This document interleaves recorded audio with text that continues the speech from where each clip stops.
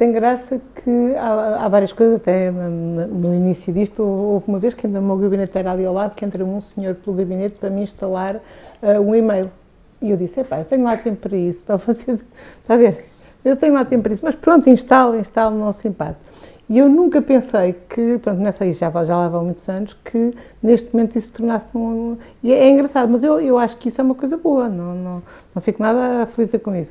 Eu acho que é impressionante como é que verdadeiro, eu passo a vida a pensar nisso, como é que as pessoas, e nós estamos habituados, nós somos uns criativos aqui, não estamos na área das artes, mas somos uns criativos, estamos habituados a ter ideias antes das pessoas e estamos habituados a antecipar as coisas e até depois a resolver problemas, não é? E a produzir, enfim, prescrições para a intervenção. Agora, esta questão da internet foi alguém que conseguiu imaginar que isto cumpria uma lacuna, ia encher uma lacuna que havia na vida das pessoas. E estas pessoas conseguiram antecipar, talvez as pessoas não tenham antecipado o boom que isto depois veio ter dali para a frente, mas tiveram alguma ideia à volta disso, não é? Eu acho isso fantástico, fantástico do ponto de vista da conjugação entre uma pessoa que tem uma ideia e que tem a tecnologia. Não é? Porque eu não poderia ter essa ideia, porque como não tenho o conhecimento da tecnologia, não me passaria pela cabeça que alguma vez havia de haver uma tecnologia que cumprisse a ideia. Portanto, as minhas ideias vão para o outro lado, vão para o lado das relações entre as pessoas, vão para o lado dessas coisas. Agora, eu acho isto fantástico e eu continuo fascinada pela maneira como estas coisas evoluem e como é que estas coisas se pegam. Eu viajo muito pelo mundo e vejo, para qualquer lado onde vá, não há dúvida. Portugal, da Europa, eu acho que nós somos mesmo o máximo do ponto de vista da adesão a estas coisas todas, mas, por exemplo, o Brasil ainda adere mais que nós e vamos pela Ásia. Uma coisa que consegue ser um universal de cultura, está a ver? Que é uma coisa que nós, da Coreia, em todo lado, as pessoas vão para o Laos e vê aqueles monges todos vestidinhos de cor de laranja, com telemóvel. Pronto. É impressionante, eu acho isto fantástico. Pronto, e isso tem que desde os anos 90, não é? Que começou a ser uma coisa mais divulgada, não é? Há computadores desde há muitos anos, mas esta utilização do computador para a informação, não é? Para a socialização e depois para o entretenimento também, não é? No fundo, estas três áreas estavam a precisar de ajuda. A procura de informação e a informação para todos, não é? Depois a questão da maneira como nós convivemos uns com os outros e o modo como nos divertimos. E são estas três áreas que as tecnologias, pimba, acertaram mesmo ali no sítio, não é? E pronto, e agora isto veio e eu acho que isto é fantástico, nós temos que ver, para cada uma destas três coisas, o que é que as tecnologias vieram ajudar e quais são os subprodutos que podem ter um efeito tóxico. Muito serenamente. Portanto, eu acho que a tecnologia está cá e é muito útil e ainda bem que veio e vamos ver o que é que pode acontecer. Não sei, estávamos a ver, por exemplo, na questão da informação. Já viu que há uns 20 anos o aborrecimento que era o acesso à informação. E agora, neste momento, o problema é o inverso. Há um acesso tão amplo à informação que já a questão não é aceder, no verdadeiro sentido da palavra, mas é filtrar, não é? Filtrar o trigo do joio e filtrar a quantidade tão grande, que o resto da nossa vida não dá para ler. Portanto, neste momento, o meu trabalho com os alunos, mais do que informá-los, porque a informação está toda lá, é ensinar-lhes um método de serem críticos em relação à informação que têm, porque senão para eles é tudo igual, tanto faz uma coisa como outra, e isso não pode ser. E, por outro lado, convencê-los que não vão ser capazes de ler aquilo tudo. Quando eles me trazem, e é engraçado, porque aqui há uns anos traziam fotocópias, depois começavam a trazer PDFs no computador, agora trazem-me links. É verdade, já ninguém vem com os PDFs, isso é uma coisa que já só os mais velhotes é que têm PDFs. Os mais novitos têm os links aqui que abrem e por aí fora, e também já ninguém usa computador, agora anda tudo com smartphones, não é? E pronto, e o que eu lhe vou dizer é o que tu tens 120 links para abrir e estudar no fim de semana, não vais fazer isso. Onde é que foste buscar isso? Filtra isso pelo sítio onde foste buscar. Está a ver, portanto, isto é um papel muito útil para o professor, eu não me sinto nada desvalorizada com isso. Agora, não há dúvida que não vale a pena nós estarmos a insistir naquela ideia que estamos ali a formatar uma informação que depois, slides como os nossos, há centenas na internet das universidades todas já disponíveis. As tecnologias foi, não há dúvida, que foi um fator, não é? Portanto, até não serem, lembra-se do projeto Minerva, que é um projeto aí no fim dos anos 80, que apareceu, assim, em que mandava computadores para as escolas e depois, entretanto, a formação, agora isso já parece uma coisa, imagina aqueles monstros que vinham aí, metia-se disquete, tirava-se disquete, aquilo já não é real, mas na altura era o progresso, não é? E desde aí até agora, realmente, a introdução das tecnologias na educação foi inevitável, não é? E eu, neste momento, os professores, a utilidade que os professores dão àquilo nas suas aulas, eu, como sou fã, não é? Rapidamente tento aproveitar as coisas todas para as aulas. Isto facilita-me, estes equipamentos integrados a mim facilitam as aulas, facilitam os interesses dos alunos, facilita o acesso a uma informação que seja preciso, facilitam as fotografias aos slides para eles conseguirem depois agarrarem 3 slides seguidos. O retroprojetor só passa um. Se eu lhes disser para tirarem fotografias, eles ficam com os 3 para fazer o trabalho. Pronto, há ali coisas muito simples e que esta coisa resolve-nos instrumentalmente problemas fantásticos. E eu acho que, pronto, que um professor que neste momento ainda queira fazer aquela história do stencil, imagine, e começar a fazer aquelas coisas no rolo da reprografia, isso realmente, coitado, não pode ser, não é? Mas eu acho que também já não há disso, não é? E a mesma coisa que as fotocópias, pronto, há ali uma evolução. Agora, no que aconteceu ultimamente, esta sociedade, realmente nós temos ali uma mudançazinha, que eu só não queria chamar mudança acelerada, porque nos anos 70 fui a um congresso que dizia Portugal em mudança acelerada, e portanto, não sei se a aceleração continua, mas portanto todas as sociedades se calhar se sentem muito aceleradas e não sei de há quanto tempo atrás é que vem, porque eu só nasci numa certa altura, não é? Portanto, não. Mas acontecem muitas coisas ao mesmo tempo e para nós que somos investigadores é sempre importante perceber que definir qual foi o efeito que cada coisa teve. Está a ver?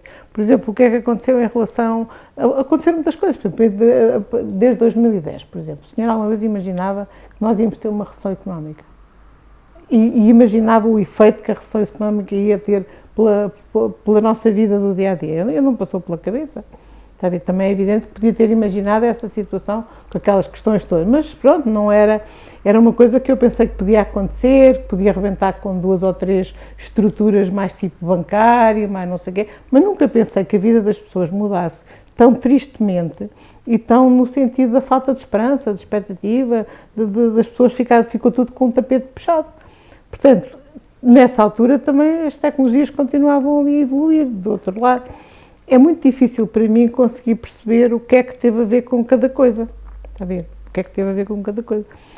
Mas, por outro lado, isto leva-nos à minha reflexão sobre a educação. A educação, se calhar, tem que nos preparar para isso mesmo. É para aquilo que não estávamos à espera. Mas isso, olha, que cá para mim é uma alegria, porque eu não tenho gosto nenhum em aquilo que se chama a matéria formatada e que eu chego à aula e tenho que dizer aos alunos, isso para mim é o trabalho. Depois, quando eu estou ali a jogar ténis com os alunos, em que eles põem questões e eu discuto com eles, isso é o divertimento, eu gosto de fazer isso. E gosto imenso de ver quais são, e aí também é a minha aprendizagem, eles também são os meus ratos de laboratório, porque no fundo trazem-me as questões das suas vidas, não é? Eu essa parte gosto de fazer, gosto de trabalhar sem rede, está a ver? E não tenho aquela parte que eu posso dispensar de fazer agora, é a parte que eu já dispensava há muito de fazer, agora as tecnologias deixam-me fazer isso. E, portanto, o que eu neste momento faço, e já faço isso há 3 ou 4 anos, é que costumo mandar aos alunos por mail aquilo que vou fazer na aula seguinte. E os fulanos lá pesquisam o link que eu mando, leem o papel que eu mando, e quando chegam à aula o assunto já está aviado. Pronto, está a ver? Não há essa... mas eu, para mim, é um gosto. Então, aquilo para mim é matéria, pronto. É a parte menos interessante da aula. A parte interessante é quando eles já sabem aquilo e depois têm dúvidas e querem crescer com aquilo, e também para mim é muito giro. Eu acho essa parte muito mais cativante. Agora, este ano tivemos uma experiência que também foi muito interessante, que é um doutoramento que fazemos com professores da Universidade de Lisboa. Portanto, há um professor de cada universidade e eu sou a professora desta, em Ciências da Sustentabilidade. E o que me foi pedido foi para gravar um vídeo de 6 minutos motivacional da minha matéria. Está a ver? E depois tive que apresentar 2 artigos que eu achasse que eram basilares da matéria. E aquilo ficou numa plataforma. E depois eu fui discutir com os alunos um sábado. e os alunos foram ter comigo, já tinham visto o videozinho de 6 minutos, que depois tinha um PowerPoint por trás também, já tinham lido os artigos e então queriam discutir comigo e queriam ver como é que integravam aquilo no seu projeto de curso. Foi um alívio, então, aquilo já estava feito, aquele sábado foi um sábado de desafio, foi muito engraçado, muito mais interessante do que se eu tivesse ido dar uma aula, não é? E a aula foram 6 minutos, em que eu fiz aquilo que deve fazer um professor, que é organizar o que é a componente crítica da coisa e remeter para pistas de investigação posteriores. Eles fizeram esse trabalho autónomo, que eles precisavam da estrutura, precisavam da orientação, não é? E precisavam do material de apoio, depois precisavam de mim para tirar dúvidas. Foi bom para todos. Está a ver? Portanto, eu acho que esta coisa a mim parece-me bem. Agora, o que acontece é que eu vejo isto como um processo de solução de problemas. Eu resolvo os meus, portanto, eu tenho os meus alunos com as suas contingências, os pedidos que são feitos, e eu realmente não me passava pela cabeça agora andar com o stencil, com as fotocópias, dar aulas muito expositivas, com status, olha, era mesmo um cromo, não é? Ninguém me ia ouvir. E, portanto, mas não era preciso chamarem-me a atenção que eu não posso fazer isso, eu própria chego lá sozinha, não é preciso. Portanto, e eu acho que todos os professores têm esse percurso. Não é? E quando um professor, em vez de ser do superior, é do secundário, as contingências são diferentes, mas o assunto está lá. O professor tem que perceber, o que é que eu tenho, a lógica do professor de secundário é outra, não é? Eles têm as disciplinas, mas o professor tem, se eu fosse professora do secundário, eu tinha que pensar nisso. Eu agora, é evidente que eu posso pensar, eu sou psicóloga, portanto eu não sou professora de física, nem de matemática, não sei o quê. Não me permite fazer o mínimo comentário sobre as matérias dos senhores professores de outras disciplinas. Não sei nada daquilo, ou sei o que me ensinaram, pronto. Agora, eles próprios é que têm que refletir disto o que é que os tipos têm que saber. O que é estruturante eles saberem desta matéria. E como é que eu hei de lá fazer chegar isto de maneira a aproveitar ao máximo todas as potencialidades que o progresso nos dá. Porque o próprio professor há de ficar muito contente de se atualizar. Eu gosto, olha, agora se eu andasse com a status, eu andava envergonhadíssima. Não é? Portanto, nós próprios gostamos de estar na crista da onda das coisas que a tecnologia nos permite. E eu também tenho aulas, por exemplo, em que não há tecnologias nenhumas, aulas de relação de ajuda, psicoterapia, que está tudo ali à volta da lareira, a conversar, a dizer coisas, mas aí restaura-se o diálogo, que também é muito importante. Agora, não estamos com um PowerPoint, estamos ali na conversa, essas aulas são importantes e essas aulas são insubstituíveis. São aulas que não vêm em livro nenhum. Não é? Claro que as pessoas todas das artes e das tecnologias dizem a mesma coisa. A percentagem costuma ser maior. Da quantidade de informação que não interessa nada, costuma ser na ordem de 95%. Dizem que mesmo quando os professores são bons e ensinam coisas, é depois da aula, quando estão ali na conversa. Agora, nas aulas, que aquilo que é uma perfeita banalidade e que perdem tempo. Quando eu estudei saúde pública, havia uma coisa muito engraçada que dizia que o grau de desenvolvimento dos países era medido pela quantidade de diretores gerais que caíam quando mudava o governo.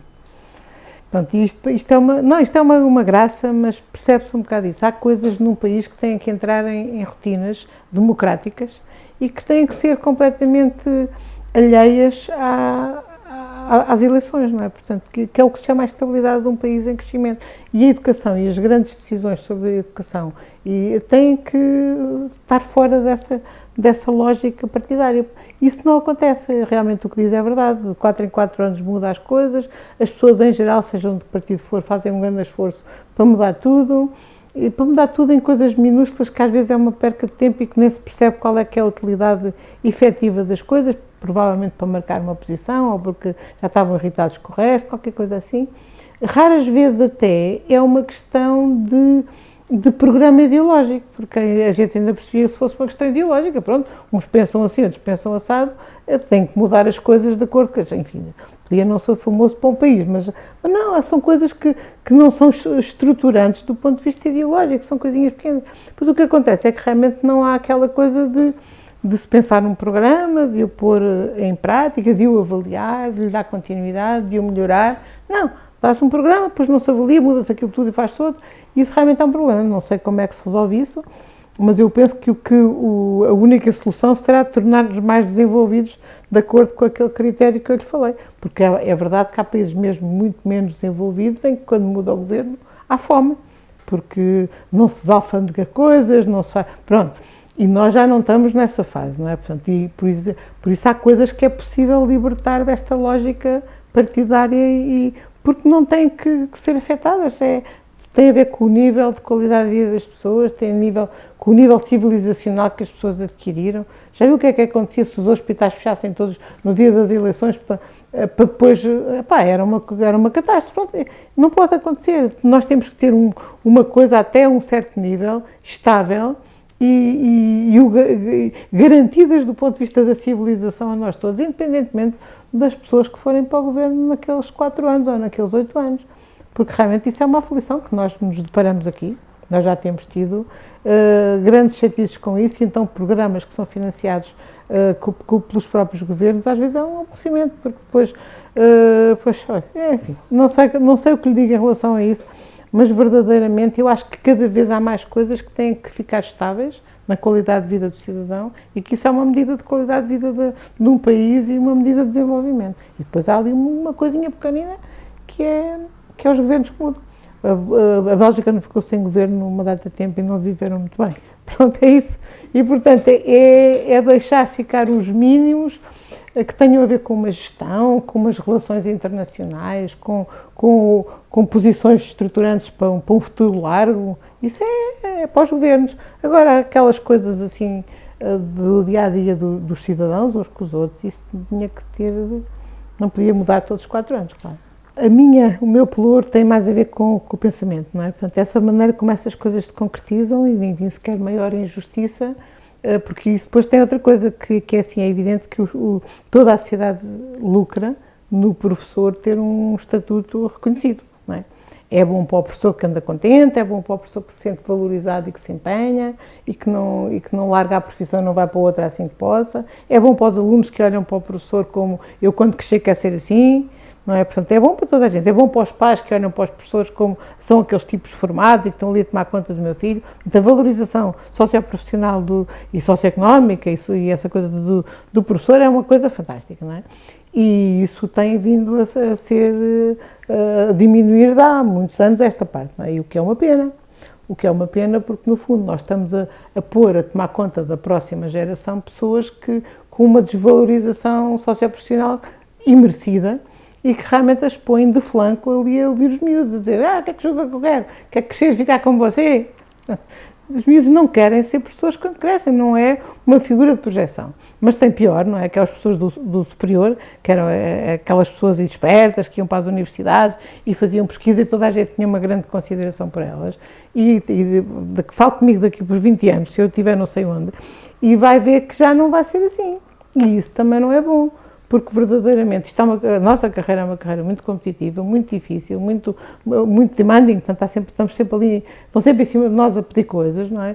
E nós temos que nos sentir muito bem nos nossos sapatos para fazer isto.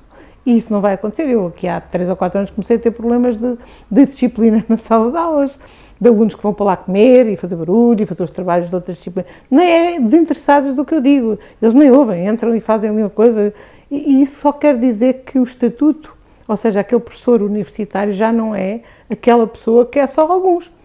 É só alguns, porque se fôssemos muitos também estávamos na rua a fazer barulho, está a ver? E nós só não vamos para a rua a fazer barulho porque ninguém nos via, nem nos viam, está a ver? Éramos quê? 200, está a ver? 400, não? E pronto, isso é um problema mas a valorização das profissões é uma coisa importante, dá segurança aos utentes. Sim, porque os alunos são os utentes, as pessoas dão segurança aos utentes, porque realmente, o próprio Estado tem que garantir a dignidade das pessoas. E dá-me a ideia que os professores estão a se sentir dignificados e isso já se tornou crónico. Pois neste momento é evidente que pontualmente pode haver medidas mais populares, menos populares, que não têm nada a ver, que misturam tudo, oportunismo, essas coisas todas. Mas basicamente a dignidade das pessoas é uma coisa que, se os governos servem para alguma coisa, é para garantir a dignidade dos cidadãos, não é? Quer dizer, este pacote aqui de gente digna somos nós. Pronto.